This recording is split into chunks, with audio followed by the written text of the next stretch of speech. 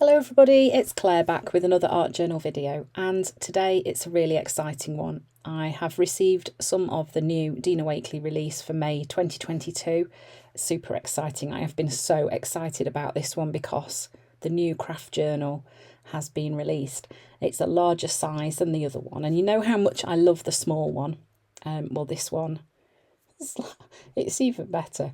I love it. I just love the pages. Well, anyway, if you love the small craft journal, you're going to love this one. It's not massively big, so it isn't like a scary size. It's just a lovely size, gives you a bit more space to play with.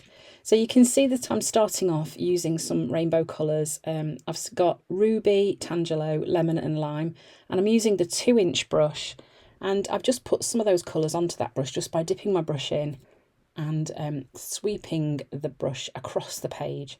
If the paint starts to run out, you can just put your brush back in, as long as you make sure that you put the brush back into the same place as you started off from, so you're not making any muddy colours. Then I've washed my brush, dried it really well, and I'm using, oh, my arm, sorry about that, turquoise,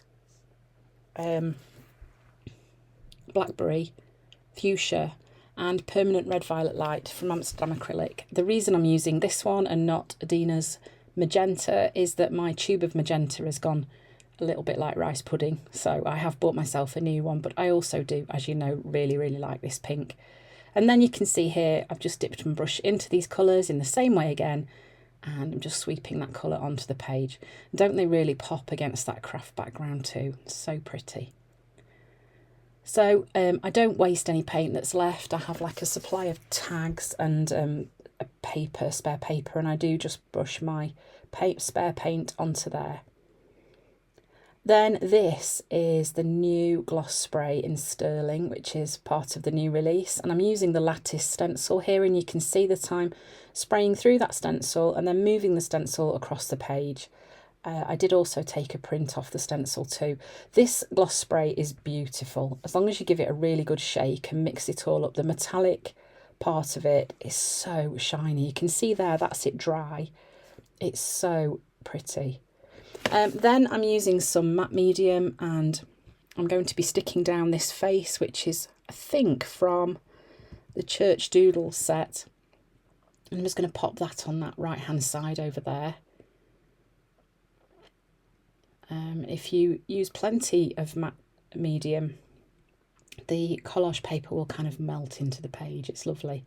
One thing that I will say about this craft cardstock, which is the same with the little journal, is it is very thirsty. So that's the same with gloss sprays. If you spray them straight onto the craft pages, it's the same with the matte medium as well. It will soak up quite a lot. So then I'm just using a Stabilo All pencil, and I'm just extending some of those scribbly lines so that the face is a bit more grounded on the page and isn't kind of floating halfway up.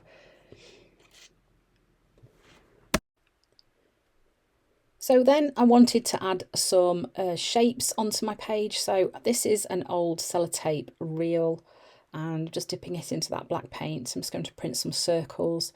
I'm building up a little collection of different sized things that are circles. I got them in a pot, and I've got things like the inside tube of a roll of dog poo bags. Obviously the roll is clean, and then this one, I don't know, that came from another roll of tape of something, and I've kept it. Just different sizes of circles that you can then keep, and because it's really quite an effective way to get more of a pattern onto your page, and you can stamp them in black and white, and it also adds a bit of contrast to your page as well. So I've stamped those on, and then you can see I've got this really small one. I think you've probably seen this one before. This is one that a paintbrush came in, but like I say, even glue sticks, the lids off things, it just, all different size circles are lovely to add to your page. So you can see I've also coloured in the cheeks. I've used a pale pink Posca pen for that, and then I'm just adding in the whites of the eyes in a bit quite a sketchy way, really, to try and fit with the style of this drawing. Then I'm using the Sedona gloss spray, and I'm using this stamp, which is from the Remarkable stamp set, and that is one of my favourite stamp sets. I really love that one.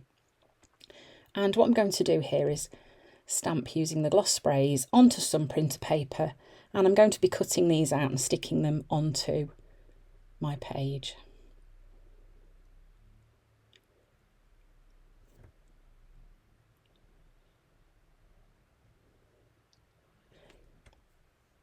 I'm not too worried about the fact that you can't see the image in a crisp way. It doesn't really matter because I am going to draw the hearts in using a black Posca pen too.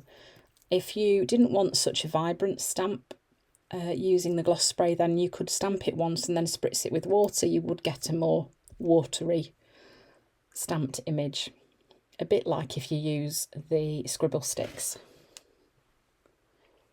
So then I've stuck those in place, and you can see here I'm just drawing in those hearts as well.